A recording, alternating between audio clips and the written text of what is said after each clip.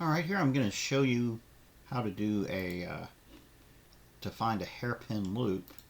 And I have a specially made FastA for that to display it. And what you do is you open your FastA and you compare it against itself. Alright, so in other words, you either put it in twice or sometimes they'll have a check mark like this to compare a sequence against itself on a dot plot. So you do that, all right, and then you come in, and if it has search for inverted repeats, click it. If it doesn't have it, you can still find it. How large of a sequence? Well, probably below 10. You should start, say I'm going to go 7, and I'll say 90%. It doesn't have to be. So some sequence length below 10 and put 80 or 90%, and you should be able to find your hairpin. And let me show you what they look like. All right, let me expand this. And I put it right in the middle of this one, so you can see there's a bunch of junk going on here in the middle. So let's take a look at this stuff in the middle and see if we can identify what the hairpin looks like. So I'm going to zoom in on this, and what you're looking for are T's or kind of X's. And now here, this is solid. That's not it. Here it looks like kind of could be T's. That's potential. But back here it's much better. And I made one artificially that's going to look very good. So here we go. We have a dash in the middle. All right. Some spaces. And then T's or crosses here out away from it. This is much more of a true hairpin. This could be, but it's a little too close. You do need some gap in there for the C's and G's, so I wouldn't call this a hairpin. But this definitely, you've got like T's or crosses here with a little gap and then a center piece here.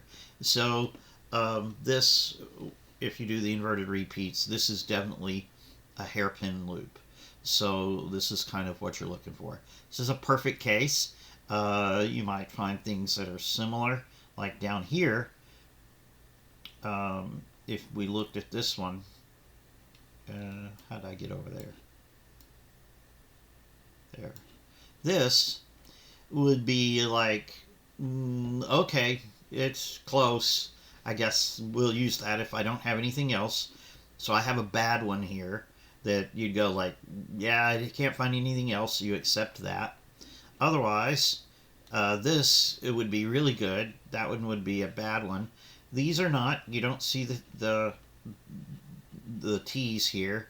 You have the T's here or here, but they're too far out. And you do need to see it on the other side. So if you don't see it here, there's right here and right here maybe, but that's too far away. You want to see a hairpin relatively close, so you want to see it more like this. All right, it can be further out than this, but not too far out. All right, not like way out here. So that would be a good hairpin loop. That's about as good as I fixed this one so it would look exactly perfect. All right, so that's perfect. And then the one further down here is acceptable. All right, but this one is too far out, probably too far out. Those are no, this is not. Those can't be. But this is good. All right, and of course these would be way too far out. All right, so that's what a hairpin loop should look like if you do a dot plot across itself, and try it with and without the